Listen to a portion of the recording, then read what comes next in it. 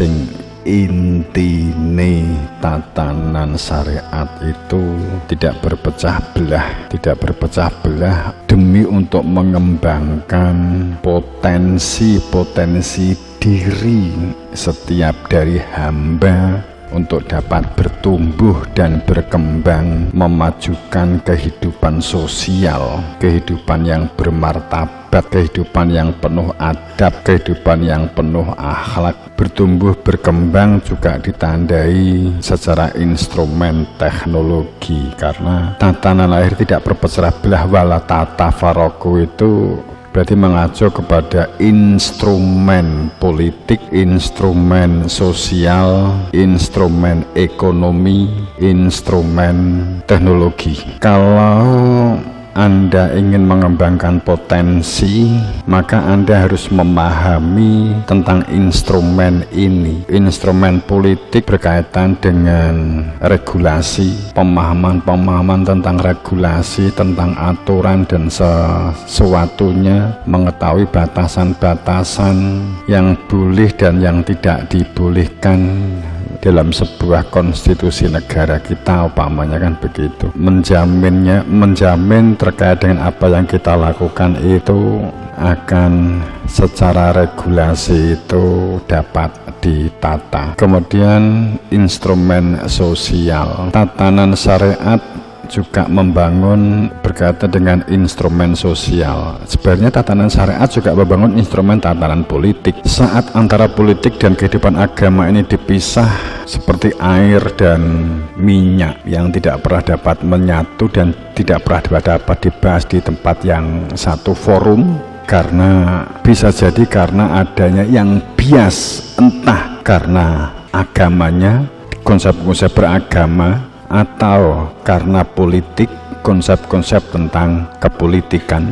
Nah, kita nggak bahas ini, akan tapi secara garis besar saat tidak dapat menyatu, tidak dapat selaras, pasti ada sesuatu yang mistik, ada sesuatu kesalahan. Kemudian yang kedua, kita butuh membangun instrumen sosial, instrumen kemampuan komunikasi, instrumen kemampuan berkolaborasi, instrumen yang berkaitan dengan sistem dalam kehidupan kita. Semaksimal mungkin kita melakukan ini dengan banyak komunikasi yang dapat dilakukan untuk membangun sebuah mekanisme kehidupan yang bertumbuh dan berkembang, yang bermanfaat. Komunikasi yang dibangun terwujudnya sebuah perilaku dialogis, komunikatif. Itu kita rencanakan baik dari mulai perencanaan, pelaksanaan,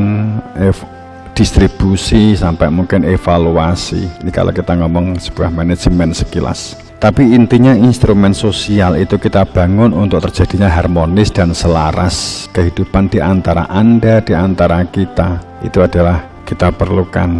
Faktanya kita memerlukan kenyamanan, walaupun kita bukan orang yang mempertahankan status quo atau status nyaman, sehingga tidak menjadi orang yang dapat berubah terhadap situasi-situasi yang diperlukan untuk mengalami perubahan, walaupun ini mungkin bagi kita sulit. Kemudian 3 instrumen ini Anda bangun kemampuan ya secara cekak aos, instrumen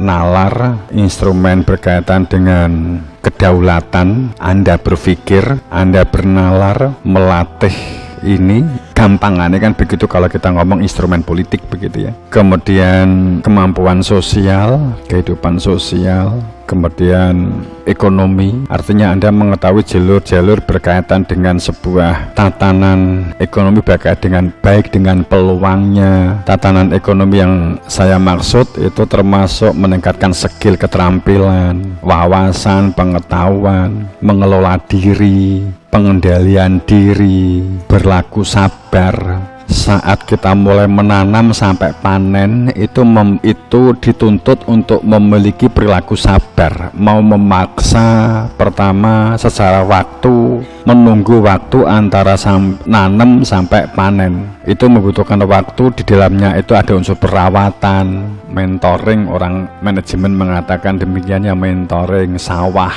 mentoring lahan. Ini contoh saja. Sekaligus tawakal, berserah diri setelah kita berikhtiar melakukan pengendalian diri, pengendalian hama, pengendalian lingkungan, sudah mengkondisikan lingkungan, sudah kita lakukan semampu yang dapat kita lakukan. Itu katakanlah instrumen-instrumen bulit ekonomi. Kemudian baru berbicara instrumen teknologi. Kalau Anda langsung, biasanya orang-orang instan itu langsung berpikirnya teknologi, langsung fasilitas, langsung infrastruktur, langsung sarana, langsung pabrik, langsung mesin, langsung alat. Fungsi sebuah instrumen teknologi apapun, walaupun itu juga akan sangat mensupport, sangat mendukung terkait dengan proses yang kita lakukan, tapi itu fungsinya adalah alat, sebagai alat media. Pada dasarnya teknologi itu media atau alat. Kalau kamu makan beras membutuhkan seleb itu apakah diperlukan?